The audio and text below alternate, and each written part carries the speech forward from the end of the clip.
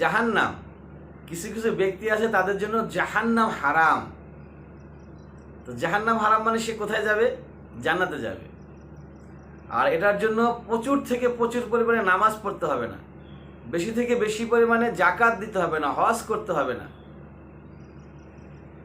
আপনি যদি মানুষের মতো মানুষ হন তাহলে আপনার জন্য জাহান্নাম হারাম হয়ে যাবে, আপনি জান্নাতে চলে যাবেন। নবী মুহাম্মদ সাল্লাল্লাহু আলাইহি ওয়াসাল্লাম বলেছেন, জাহান্নামে যাবে না সে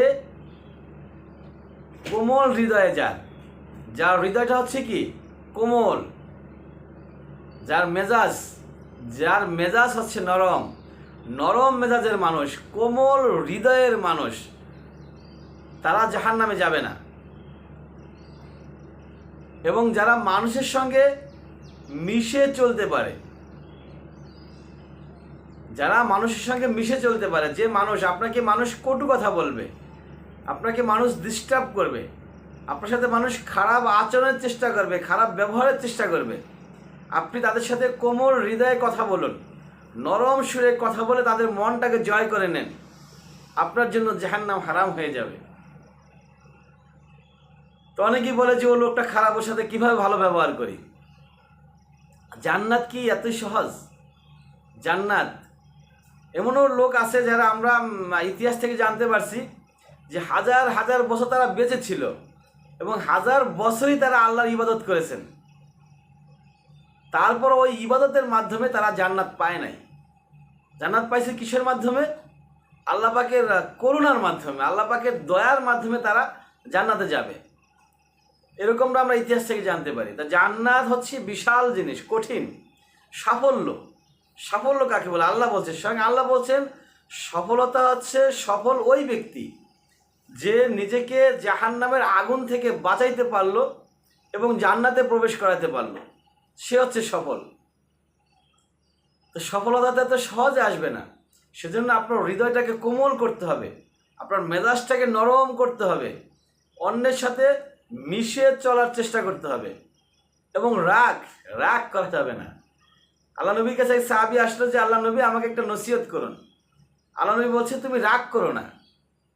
আল্লাহ নবী বলছে যে, ওই সাহাবী বলছেন যে হে আল্লাহ নবী আরও একটা নসিহত করুন। তখন নবী সাল্লাল্লাহু আলাইহি ওয়াসাল্লাম বলেছেন তুমি রাগ করো না। ওই সাহাবী বলছেন যে আল্লাহ নবী আরও একটা নসিহত করুন।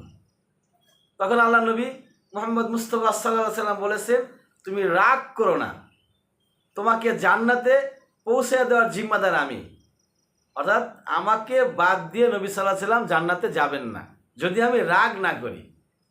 তো মানুষ তো আপনাকে খেপায় দিবে, মানুষ আপনাকে রাগায় দিবে, আপনার ভালো কাজগুলো মানুষের পছন্দ হবে না, মানুষ কটু কথা বলবে, উল্টাপাল্টা আচরণ করার চেষ্টা করবে আপনার সঙ্গে। তো সেখানে আপনি রাগ করবেন না, রাগ না করে সেখান থেকে আপনি চলে আসুন, আপনার জন্য জান্নাত ওয়াজিব হয়ে যাবে। আপনার জন্য কি হয়ে যাবে? জান্নাত ওয়াজিব হয়ে যাবে।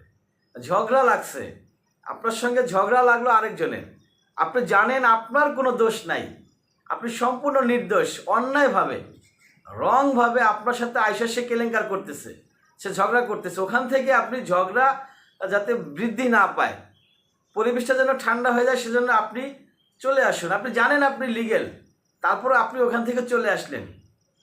আর এই চলে আসার কারণে নবী মুহাম্মদ মুস্তাফা সাল্লাল্লাহু আলাইহি সাল্লাম জান্নাতের মাঝখানে আপনার জন্য একটা ঘরের জিম্মাদার হয়ে যাবেন। অর্থাৎ জান্নাতের মাঝখানে আপনি একটা ঘর পাবেন যদি আপনি লিগেল থাকার পরও ঝগড়া পরিহার করেন। তাহলে জান্নাত অত্যন্ত সহজ, আবার অত্যন্ত কঠিন। কারণ আমি লিগেল থেকেও ঝগড়া থেকে ফিরে আসতে পারি না, আমার জন্য খুব কঠিন মনে হয় এটা। কেউ আমার হৃদয়টা কটু কথা বললে আমি ক্ষেপে যাই, আমার হৃদয়টাকে আমি নরম করতে পারি না, আমার হৃদয়টাকে আমি মেজাজটাকে ঠান্ডা করতে পারি না। তো আমরা চেষ্টা করবো ইনশাআল্লাহ, এই হাদিসটা যখনই কোথাও কেলেঙ্কার বাজবে, গন্ডগোল বাজবে, আমরা চেষ্টা করবো হাদিসটাকে ব্রেনে ঢুকায় নেওয়ার জন্য। হাদিস যখন ব্রেনে চলে আসবে, নবী মুহাম্মদ সাল্লাল্লাহু আলাইহি সাল্লামের কথা যখন আমার ব্রেনে চলে আসবে, ইনশাআল্লাহ তাআলা আমার এগুলো আমলে নেওয়া সহজ হয়ে যাবে। ও আখির দাওয়ানা আলহামদুলিল্লাহি রাব্বিল আলামিন।